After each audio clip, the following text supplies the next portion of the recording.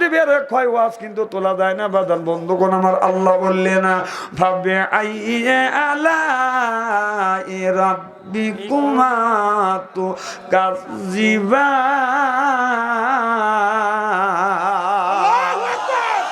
আমার ভাইরা আল্লাহ বলে বান্দারে আমার কোন নিয়ামত অস্বীকার করতে চাও?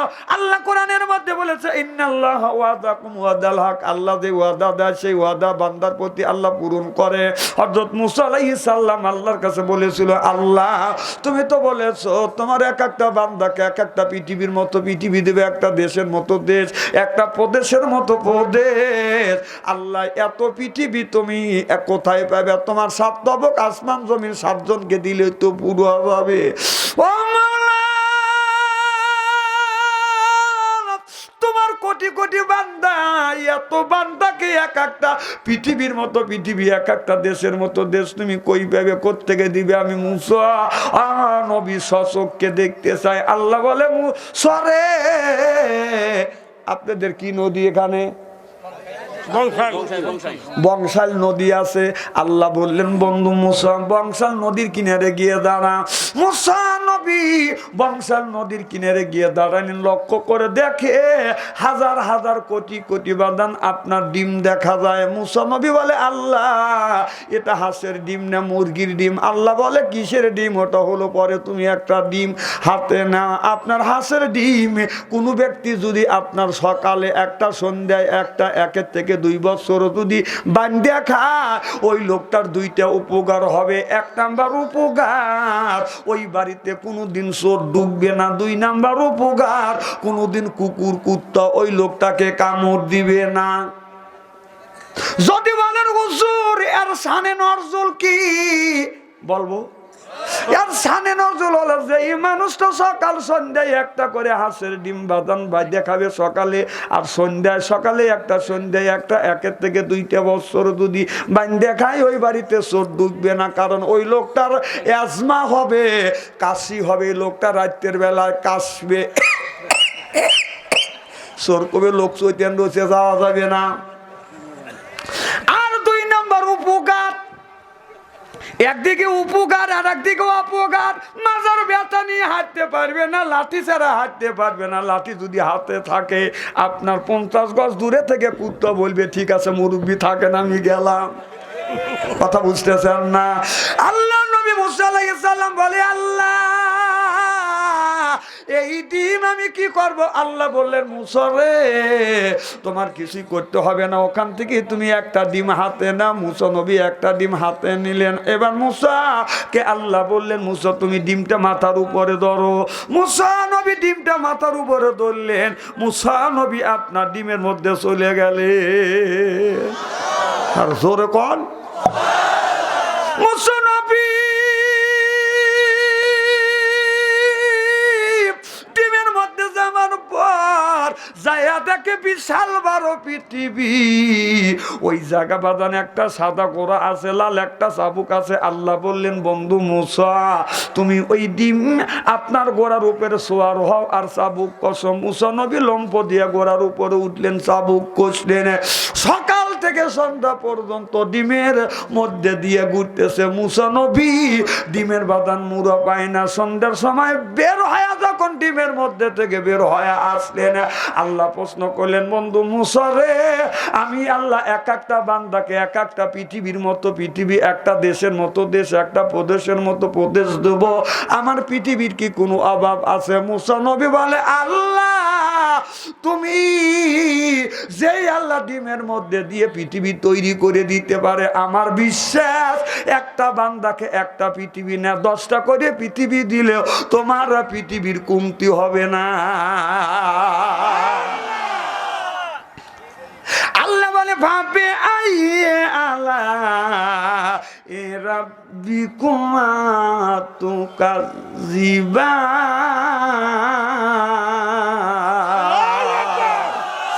আমার ভাইরা আমার ভালো করে লক্ষ্য করুন, আল্লাহর নবী বলেছে বাল্লিগু আনি ওয়াল্লিগু আয়া। সুবহানাল্লাহ, একটু জোরে কর। তুমি যেটা জানো সেইটা মানুষের কাছে তুমি প্রকাশ করো। বাল্লিগু আনি অল্লিগু আয়া, আপনার এইটার অর্থ আপনি বের করতে পারেন বাদান 4টা, আর 4টার অর্থ করতে গেলে বাদান 36টা বাদান অর্থ হয়ে যাবে। আপনি যদি সূরা ইখলাস জানেন, এই সূরা ইখলাস মানুষের কাছে আপনার প্রচার করা লাগবে।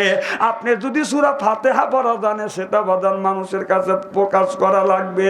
আলহামদুলিল্লাহি রাব্বিল আলামিন, সমস্ত প্রশংসার মালিক কে? আরো জোরে, জোর হইল না। আমরা সেইটার প্রশংসা, আল্লাহর প্রশংসা না করি, আমরা প্রশংসা করি আমাদের নেতা নেত্রীর।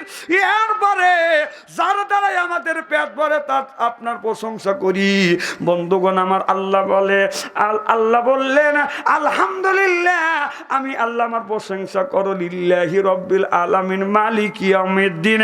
আখিরাতের আদালতে আল্লাহ এই মানুষের ভালো মন্দর বিচার করবে।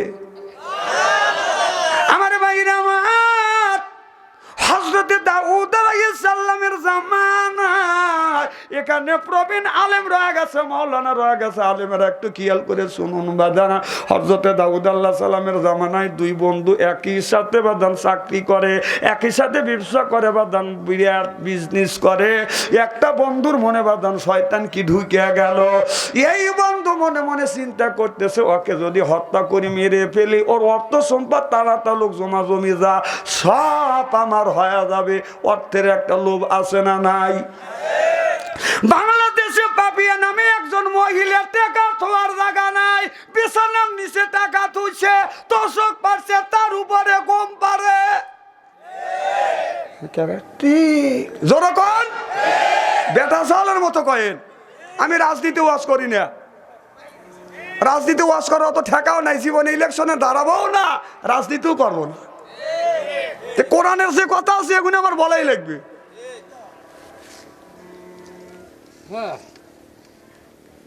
এই সাকিব হাতিলা, ওই ওয়ালাইকুম মোহনে লিবিনি। আমার ভাইরা, আমার মুসলমান ভাইরা, আল্লাহর হাবিবের উম্মতেরা ভালো করে লক্ষ্য করে শুনুন, আমলের ইয়াতে শুনতে হবে।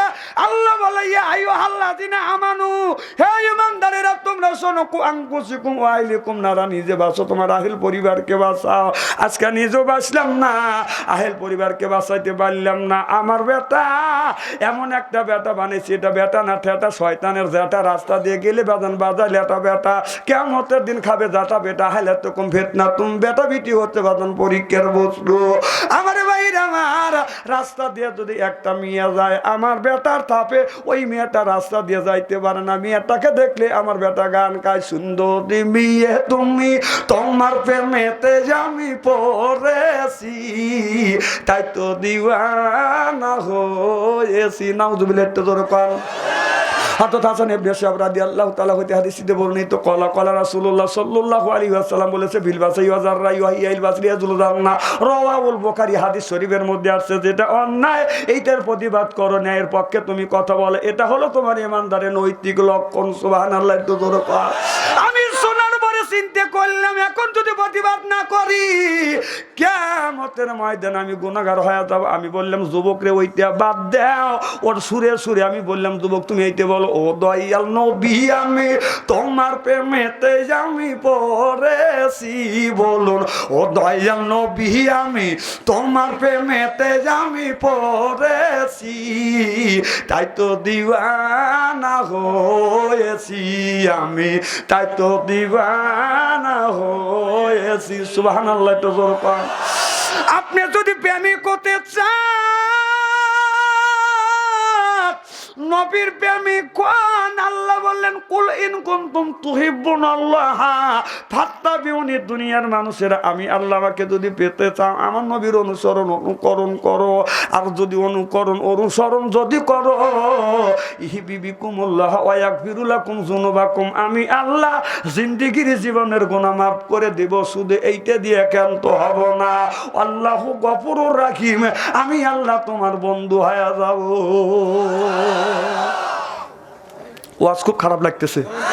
আমি যদি ঘন্টা কানে আলোচনা করি, শোনার জন্য রাজি আছেন তো? আচ্ছা, হাত তুলে দেখেন তো, রাগ করবেন কারা কারা? তাকবীর, লিল্লাহে তাকবীর। আসলে আপনারা খুব সরল মানুষ, সরল মানুষ। আমি দোয়া করি অন্তর থেকে জান্নাতে জানিয়ে কেমন যেন শিক্ষা দেখুন। আমি আমার ভাইরা আমার এখানে কিন্তু আসছে আমানু, হে ইমানদারেরা তোমরা শোনো। ইমানদারদের বলতেছে, বেঈমানদের বলে না। ইমানদারেরা তোমরা শোনো, আনফুসাকুম ওয়া আহলিকুম নারা, নিজে বাঁচো, তোমার আহল পরিবারকে বাঁচাও। আজকে আমার মিয়া চাকরি করে, আমার মিয়া বাদান হুন্ডা চালায়, আমার ছেলে চাকরি করে, কথা বুঝতেছেন না? রাস্তা দিয়া কত মাইয়া হুন্ডায় সরে যায়, সাত প্যান লাগাইয়া ওরা পুরুষ হইতে চায়।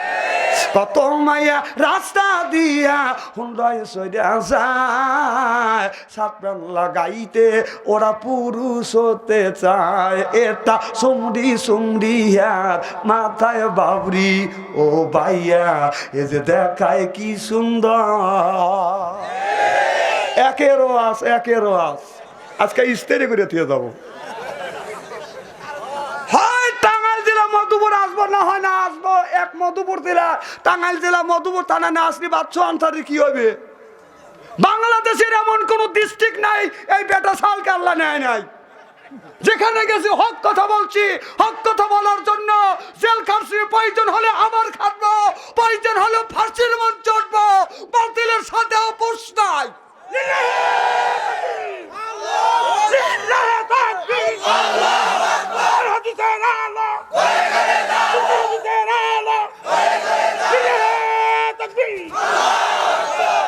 আমার ভাইরা আমার, মুসলমান ভাইরা, আল্লাহর মাইক লাগে না আমার, আর মাইক লাগে সিয়ার হান দেখছেন না? যদি খুলিয়ে গুলি বস থেকে কাটবেন, তা বাদেও আল্লাহ ভিতরে মাল দিছে। মাইক আলাচ্ছেন হুলিয়ে দেন কেবা ঠেকতেছে।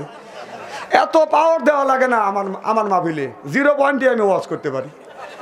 ওই বক্তা আমি না, আল্লাহ সে জিনিস আমাকে সে মাল দিয়ে দিছে। মাল দেয় নাই আল্লাহ, হ্যাঁ। সব রহমত কার? আল্লাহ। জোরকান কার? হ্যাঁ।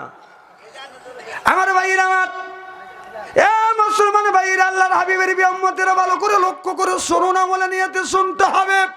তাহলে আল্লাহ কোরআন কারিমের মধ্যে 80 থেকে 82 টাকা বললে ওয়াকিমুস সালাহ, নামাজ কায়েম করো, ওয়াতু যাকাত, যাকাত আদায় করো, কুতিবা আলাইকুমুস সিয়াম, রমজান মাস আসলে রোজা রাখো। একবার আল্লাহ নামাজের কথা যদি বলতো নামাজ ফরজ হয়ে যাইতো, একবার রোজার কথা বলতে রোজা ফরজ হয়েছে কি হয় নাই? নামাজের কথা একবার বললে নামাজ ফরজ হইতো। তা না বলি আল্লাহ কেন 82 জায়গা বলছে? এর মানে হলো অ্যান্টিবায়োটিক ওষুধ খান, 33টা রোগের বাদান আপনার কাজ করে। নামাজ হলো অ্যান্টিবায়োটিক ওষুধ, অ্যান্টিবায়োটিক বাদান। এই অ্যান্টিবায়োটিক নামাজ পড়লে আপনার 33টা রোগ থেকে মানুষকে মুক্ত করে। নামাজ যদি পড়ে অন্যায় অশ্লীল কাজ থেকে নামাজটা মানুষকে বিরত করে। ইন্না সালাতা তানহা আনিল ফাহশাই ওয়াল মুনকার। নামাজেই পড়বে ওই ব্যক্তি মিথ্যা কথা বলতে পারবে না, চুরি করতে পারবে না, পরের আল ঠেলতে পারবে না, পরের মেয়ে দেখলে বাদান কুতকুতা চাইতে পারে না। আমাদের এলাকায় বাদানা রাস্তা দিয়ে মেয়েরা যখন যায় আপনার সাজগোজ করে যায়। আল্লাহ কোরআন কারিমের মধ্যে বলছে কুল্লিল মুমিনিন ইয়াগুদ্দু মিন আবসারিহিম। ও মুমিন মুসলমানেরা, তোমরা যখন আপনার একটা নারী দেখবে তোমাদের চোখটাকে নিম্নগামী করবে। একটা পুরুষ যদি একটা মহিলার দিকে একটা বার যদি তাকায় আল্লাহ মাফ করবে, দ্বিতীয়বার তাকালে আল্লাহ তার আমলনামায় গুনাহ লিখবে। আজকালকার যুবক ছেলেরা বলে হুজুর মহিলার দিকে যদি একবার তাকান যায় আল্লাহ যদি মাফ করে, দ্বিতীয়বার তাকালে যদি আল্লাহ আমলনামায় গুনাহ লেখে। হুজুর এক নজরে 1.5 ঘন্টা তাকা থাকবো, চোখের পলক ফেলবো না।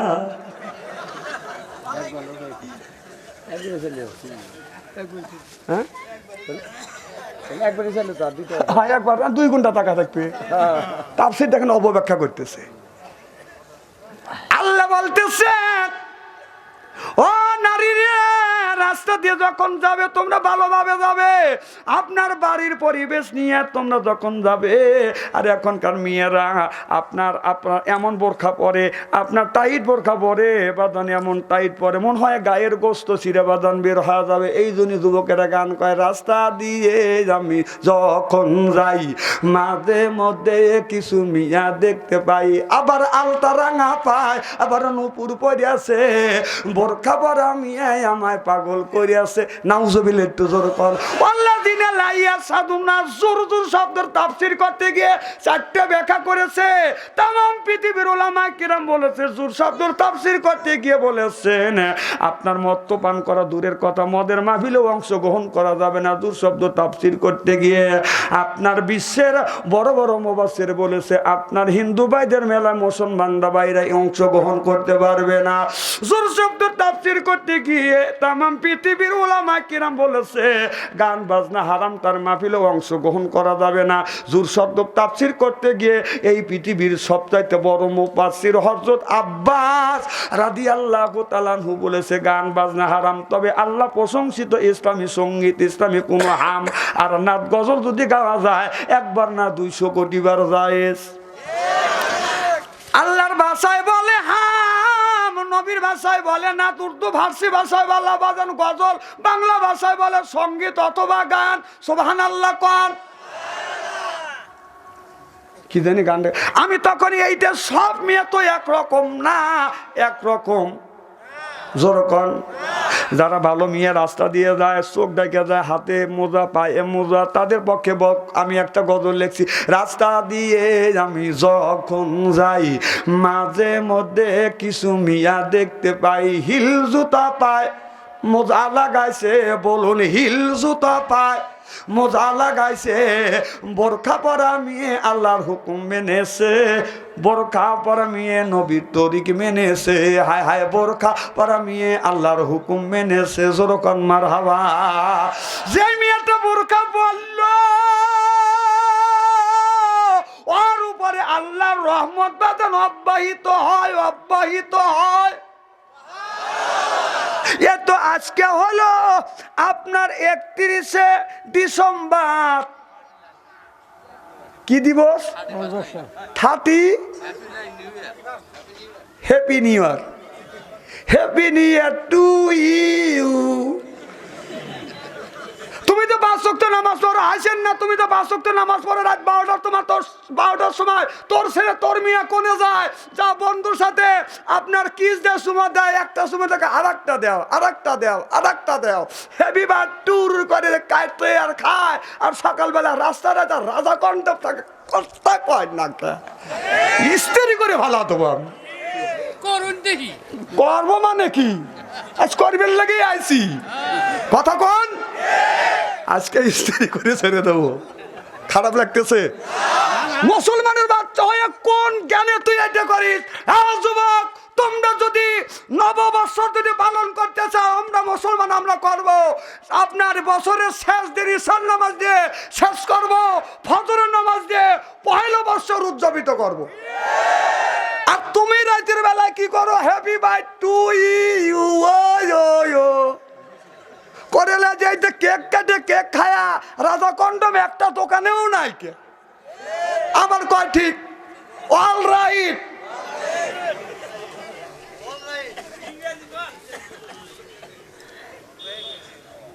খারাপ লাগতেছে?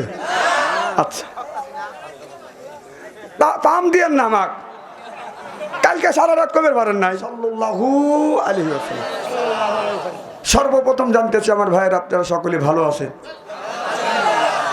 একটা চালু পাওয়ার হইলো আর একটা বইলুম কমলো, দেওয়া যাবে না? আচ্ছা ঠিক আছে, ঠিক আছে, ঠিক আছে, ঠিক আছে, ঠিক আছে, থাক থাক থাক। আমারও যেরকম জীবন আছে মেশিনেরও একটা জীবন আছে, মেশিনের জীবন আছে না? আমাদের মরে যাওয়াটাই সহজ, বেঁচে থাকাটাই হলো আশ্চর্য। কি হুজুর? বেঁচে থাকাটাই আশ্চর্য।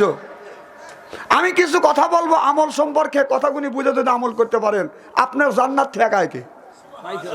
হ্যাঁ সুবহানাল্লাহ, বাড়ির যা কয়েন জোরে কোন। তো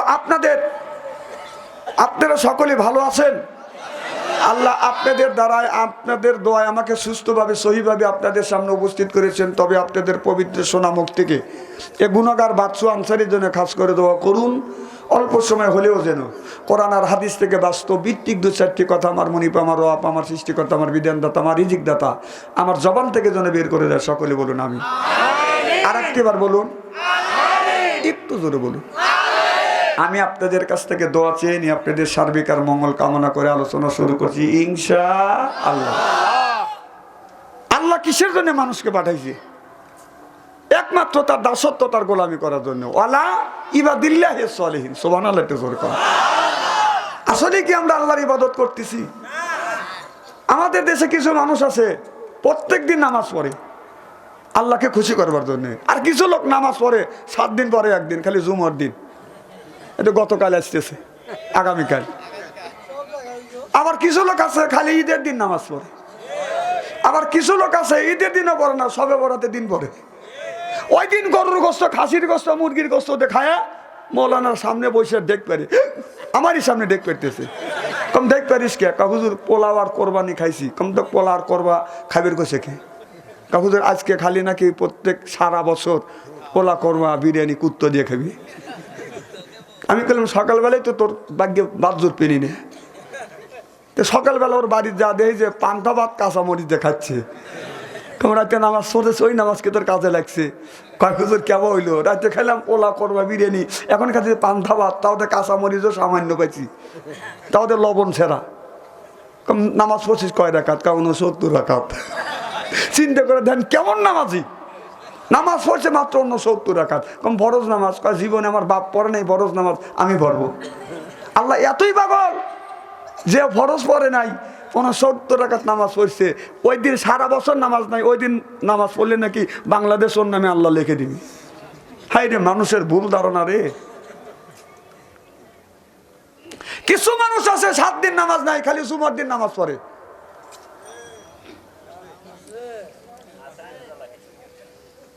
সাত দিন পরে একদিন, 7 দিন পরে একদিন, শুক্রবারে জুমার দিন মসজিদে যায় জোরে করে গলা খ্যাক করে দেখায়। 5 ওয়াক্তে নামাজ পড়ে, সে আগের কাতারে দাঁড়িয়ে না। ও 7 দিন খবর নাই, 7 দিন পরে একদিন মসজিদের আগের কাতারে দাঁড়ায় জোরে করে গলা খ্যাক করতে দেখায়। আমি কলে আইসি। এরকম মুসল্লি আছে না ভাই? কথা কয় না তো, কথা বলেন না কে? এরা আছে না নাই? এরা 1 নম্বর ডিজিটাল মুসল্লি। খালি কি তাই? ওদের নামাজ আবার 2 রাকাতের ভিতরে সীমাবদ্ধ। কয় রাকাত? ইমাম সাহেবের ফরজ নামাজ শেষ, মোনাজাত কমপ্লিট, ডিজিটাল মুসল্লি গুনি সুরসুর করে বের হয়ে যায়। বাবা বাপরে নামাজি। তারপরে কি ভালোভাবে যায়, মেহেরবানি করে পুরান জুতো থুয়ে নতুন জুতো নিয়ে যায়। যদি বলা যায় ভাই যেন আপনি আমার জুতো নিলেন, কহ মাথা ঠিক নাই, এই দিকে ওর মাথা ঠিক আছে। বার্মির জুতো 70 টাকা দাম, 50 গ্রাম ওজন, ওইটা রাখছে 750 টাকা দাম। বাটার জুতো পার মধ্যে ঢুকাইছে। যাতে মাতাল, কথা তো ভালোই বলছেন, কিন্তু উত্তর দেন না কে? যাতে মাতাল তাহলে ঠিক। চা না দিয়ে গরম পানি লবণ দিয়ে দিলে সবচেয়ে ভালো হয়। হ্যাঁ বাদ দেন। হ্যাঁ চা বাদ যাই খাবো না, থাক নাকি কয়? আমরা চা খালি আপনাদের হিংসা হয়, তাই না? এই যে আমার গামে উঠে হারলো। কোনোদিন শুনছেন যে বক্তাদের বাতাস দিছে, শ্রোতারা ওয়াজ শুনতে শুনতে টাকার বাতাস দেওয়া লাগছে? এ কথা কয় না। এই শীতের দিনে আপনারা যদি পিছন থেকে বাতাস দেয়, ওই লোক আপনারা খুশি না বেদর হবেন? খালি পারলে বক্সেন দিয়ে দাঁত ভাঙবেন, তাই না? আর আমাদের কিন্তু বাতাস দেওয়া লাগে। তো এর মানে হলো, বাবা আপনার একটা জাপড়ি জুপড়ি আম গাছ আছে, দুষ্ট মানুষ আম পারে বিদয় বাড়িওয়ালা আম গাছ পাহারা দিচ্ছে। কিছু দুষ্ট মানুষ ব্যাগ হাতে করে ওত পাইতে দাঁড়া আছে যে গাছালা বাড়ির মধ্যে ঢুকবে, এক এক গাছে ওইটা আম পারবে। তখন বাড়িওয়ালা গাছের মধ্যে দুটো, এক একজন এক এক গাছে উঠছে, বাপও এক গাছে, ছেলে এক গাছে। লোকটা গাছের বাড়ির মধ্যে থেকে বের হয়, গাছের দিকে তাকাতে গাছ নড়াচড়া করতে, কে রে বাবুরে? হ্যাঁ বাড়ির মধ্যে তো যাবে তো সময় বললাম না, গাছে ওঠার কাম সাল। এ রে আল্লাহ রে, এক ব্যাগ আম পাচ্ছে, নাপ নাপ নাপ, 2-4 পর চল চল, তোকে নিয়ে যাবো, তুই এক ব্যাগ আম পাচ্ছিস। কোথায় নিয়ে যাবে? তোর আব্বার কাছে সালিশ দেবো। আমার আব্বার কাছে সালিশ দিবেন? টাকা দেখেন আমার আব্বা ওই গেছে। মানে বাবার কাছে সালিশ দিবে, বাবা আর এক গাছে উঠে বসে। চিন্তা করছেন এর মানে কি বুঝলাম? এর মানে বুঝছি যে বাবা যদি নামাজি হয় ছেলে নামাজি হবে, মা যদি নামাজি হয় মেয়েও নামাজি হবে। কথা বলেন না কেন? নামাজ পড়েন। আল্লাহ ইবাদতের জন্যই মানুষকে পাঠাইছে। সুবহানাল্লাহ, একটু জোরে কর। আল্লাহ বললেন ইজা কুরিয়াল কুরআনু ফাসতামিউ লাহু আনসিতু লাআল্লাকুম তুরহামুন। আল্লাহ বলে বান্দারে যেখানে কোরআনের কথা হয়, হাদিসের কথা হয়, ওই জায়গা তোমরা কি করো? নীরবের সাথে নীরবতা পালন করো, শ্রবণ করো। লাআল্লাকুম তুরহামুন, আল্লাহর আসমান থেকে আপনাদের উপরে আল্লাহর রহমত বর্ষিত হবে। আমরা এই মাহফিল থেকে রহমত নিয়ে যাব না বাজান, গজব নিয়ে যাব।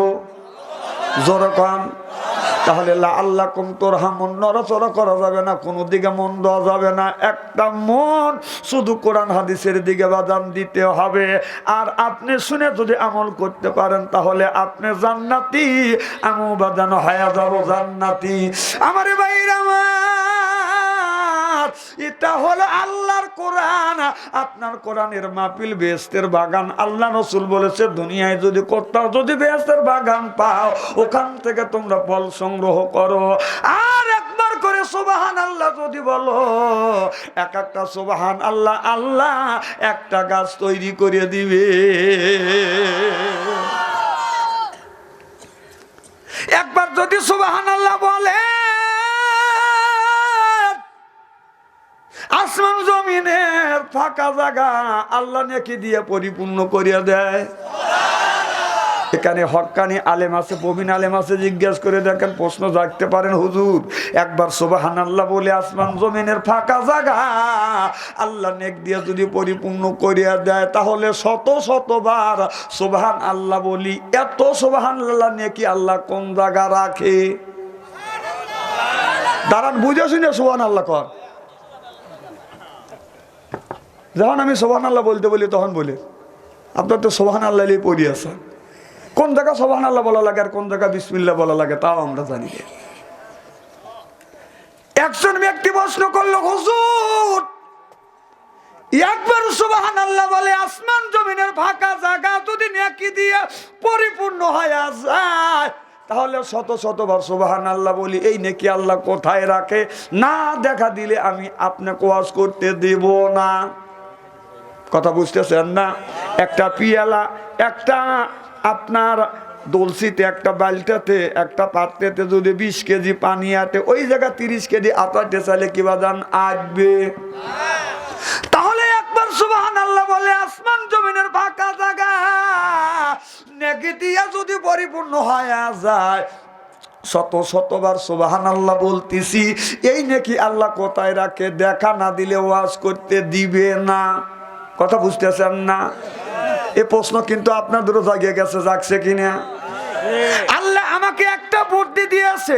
আল্লাহ কোরআন কারিমের মধ্যে বলেছে আর রহমান আল্লামা কোরআন খলাকাল ইনসান আল্লামাহুল বায়ান। বান শব্দের অর্থ হলো কথা, বান শব্দের অর্থ হলো ভাষা, বান শব্দের অর্থ হলো চেতনা, বান শব্দের অর্থ হলো মেঘা, বান শব্দের অর্থ হলো বাদান, বুদ্ধি, বিবেচনা, চেতনা। হক্কানি আলেম আছে, জিজ্ঞাসা করে দেখেন সুবহানাল্লাহ একটু জোরে কর। আল্লাহ আমাকে বায়ান দিয়েছে। আমি তখন বললাম, ভাইরা আপনার ছেলে মেয়ে কয়টা? বলে হুজুর একটা মেয়ে, 2টা ছেলে। আমি বললাম বড় ছেলের বয়স কত? কয় না মেয়ে বড়। কম বড় মেয়ের বয়স কত? কয় 20 বছর। আপনার 2 নাম্বারটার বয়স কত? কয় হুজুর 18 বছর। 3 নাম্বারটার বয়স কত? কয় 4 বছর। আমি বললাম এত ব্যবধান কেন? কারণ 2 বছর পর পর একটা করে সন্তান হয়েছে। এখন আপনার এত বছর, আপনার 12-14 বছর পার হয়ে গেছে, তারপরে হয়েছে। কারণটা কি? আমাকে বলে হুজুর আপনি জানেন না। আমি বললাম না, আমরা বুঝি না, আমরা হুজুর মানুষ, পরের বাড়ি খালি দাবাত খায়, ধাক্কা দিলি শুয়ে পড়বে, হুজুর গায়ে গায়ে বল নাই। কারণ যেই হুজুর তোমরা যদি মনে করো হুজুর গায়ে গায়ে বল নাই, শক্তি নাই, যেই হুজুররা এই হাত দিয়ে কোরআন ধরে, হাদিস ধরে, কোরআন পড়ে, হাদিস বুকে লাগায়, এই হাতের সাথে আল্লাহর রহমতে হাত বাঁধান যোগ করা আছে। তোমরা তো হুজুর মানুষ, 12টা 13টা করে জ্বর মাও। কথা বোঝে না তো এরা। হুজুর ওই যে আমার মন যেন যাইতে চায় পরিবার পরিকল্পনা, একটা ছেলে একটা মেয়ে, একটাই হলে ভালো হয়, সোনার খাটে থাকা যায়, রূপার খাটে শোয়া যায়। ও স্বামী, আমার মন যেন যাইতে চায় পরিবার পরিকল্পনায়। কথা বুঝতেছেন না? বলে হুজুর পরিবার পরিকল্পনা ব্যবস্থা নিয়েছি। আমি বললাম পরিবার পরিকল্পনা সম্পর্কে কি তুই বুঝিস? কয় মায়াবরী আর প্যান্থন আর রাজা কন্ডম কমতক বলছে কোন বলো?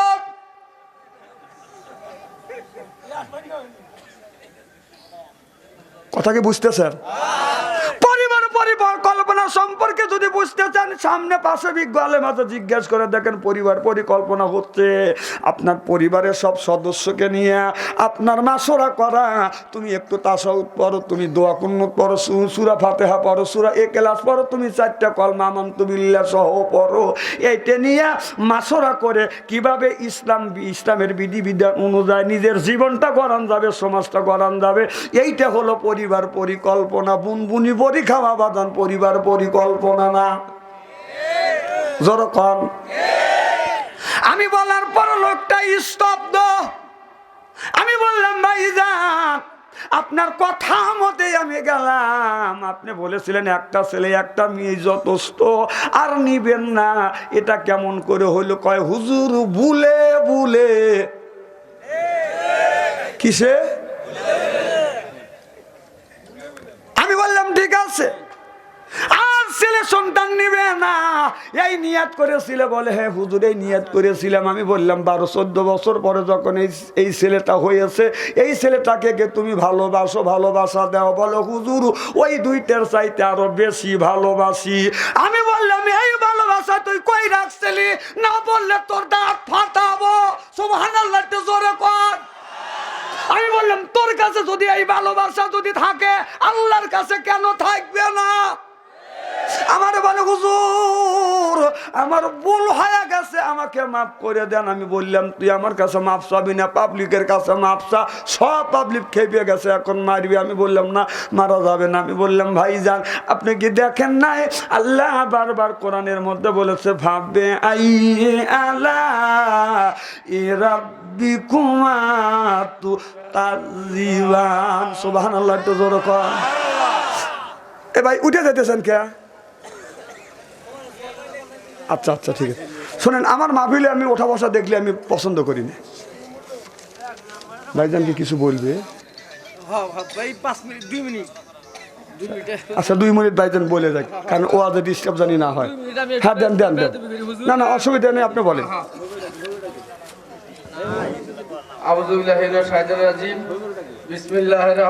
গরম পানি লবণ দেন। আজকে বন্দ্যোপাধ্যায় গোরস্থান নুরানি হাফিজা মাদ্রাসা ও এতিমখানার উন্নয়ন কল্পে আয়োজিত 2 দিন ব্যাপী এই ইসলামী মাহফিলের আজকের এই মাহফিলের সভাপতি হিসেবে উপস্থিত আছেন আমাদের সকলের শ্রদ্ধাভাজন মুরব্বী আলহাজ ইদ্রিস আলী সাহেব। এখানে উপস্থিত আছেন। আজ এতক্ষণ ধরে ওয়াজ করলেন, আমি জানি উনি একজন বিশিষ্ট বক্তা। ওনার বক্তা আমি আরো এক জায়গায় শুনেছি। উনি খুব ভালো একজন ইসলামী চিন্তাবিদ। মঞ্চ উপস্থিত আছেন অন্যান্য শ্রুতিমণ্ডলী, আমার সামনে উপস্থিত আছেন প্রিয় মুসলিম ভাই বন্ধুগণ, পর্দার আলের মা বোনেরা, সকলকে জানাই আমার সালাম, আসসালামু আলাইকুম। আসলে এটা ইসলামিক মাহফিল, বক্তৃতা দেওয়ার কিছু নাই। হুজুরেরা আছেন হাদিস এবং আলোচনা, হাদিস এবং কোরআনের আলোকে অনেক গুরুত্বপূর্ণ বক্তব্য রাখবেন। আমি শুধু একটা কথা বলতে চাই, এই প্রতিষ্ঠান সম্পর্কে আমি 2-4টি কথা বলবো। আসলে এই প্রতিষ্ঠানটি বহু পুরানো, 60-65 বছর 70 বছর হবে। যে পুরানো প্রতিষ্ঠান, আসলে এই আনুপাতিক হারে এই প্রতিষ্ঠানে তেমন কোনো উন্নতি আমি দেখতে পাইতেছি না। তাই সকলের কাছে আমি বলতে চাই, আপনারা সকলেই মুক্ত হস্তে আল্লাহর হস্তে যারা আসছেন কিছু কিছু সকলেই সহযোগিতা করবেন। পাশাপাশি আমি এই কমিটিকে বলতে চাই, আমরা রাজনীতি করি, বিভিন্ন সময় বিভিন্ন প্রতিষ্ঠানকে এগিয়ে এনেছি। এই বন্দ্যোপাধ্যায় গোরস্থান, এই এতিমখানা এত অবহেলিত, আসলে এটা কেন এগিয়ে এলো না এটা বুঝি না। কাজেই এগুলো যারা আছেন আসলে মানুষের কাছে যাইতে হয়, গেলে সেটা ই করে যারা আছে, আমার নেতা আছে, এমপি আছে, যেমন আমাদের ইউনিয়নের সকল কর্মকাণ্ড আমাদের উপজেলা চেয়ারম্যান সাহেব করেন। ওনার কাছে গেলে উনি কাজে বিমুখ করে না। কাজেই আমি আজকে বলে দিতে চাই, আপনারা যারা